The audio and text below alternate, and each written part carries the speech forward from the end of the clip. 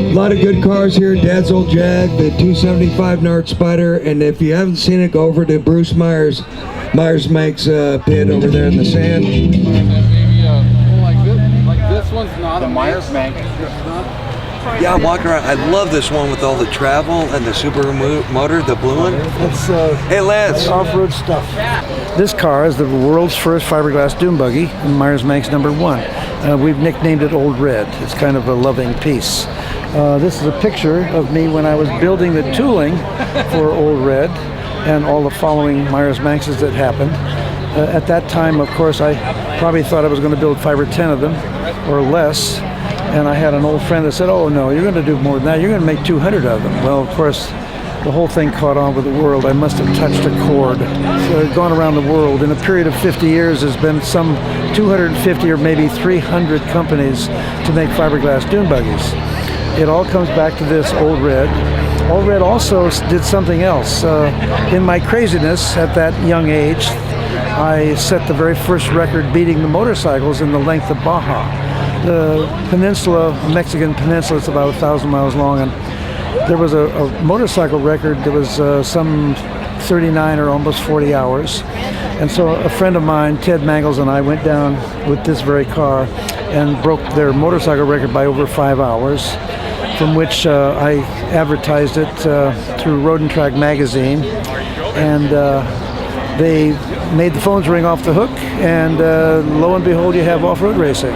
A man said, you've done something that we should do together, and I said, no, I'm too busy selling dune buggies. How about you doing it? I'll give you a hand. And that was Ed Perlman, who started off-road racing as a professional sport. So that was the beginning of the wheel-to-wheel racing that we see today in off-road racing.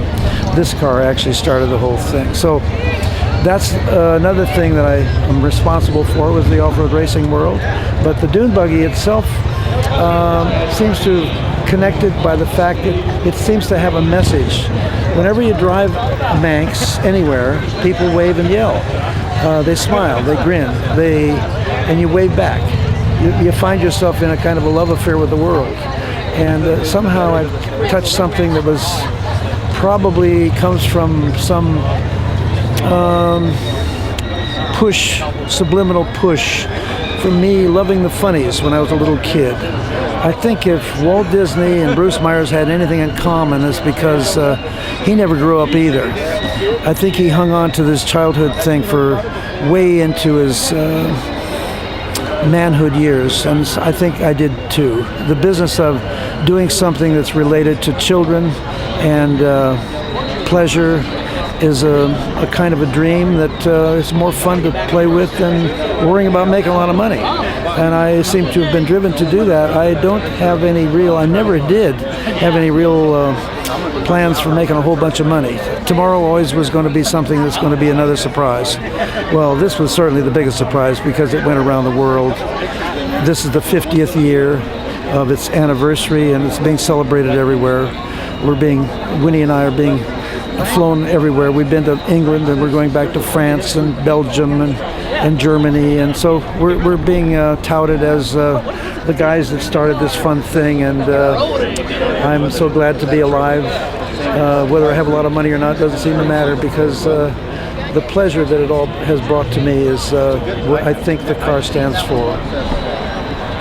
The car behind me is the replica of the car that Steve McQueen drove in the Thomas Crown Affair movie that he made 40-odd years ago, I guess. Among the cars that were in that movie, why, this little Manx was built special in Burbank by some friends. There was a Meyers Manx dealer, and it went into the movies and became quite famous.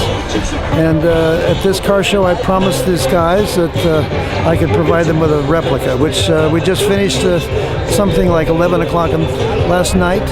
And it was going to drive, but it doesn't run yet because there was a bad problem in the clutch area. And so it's a push car at this point. But it's other than that, it's very, very accurate. The car was built from a crowd of pictures taken from old magazines and so forth, and every detail of it is exactly as I could possibly do it. Pretty, isn't it? Oh, it's beautiful.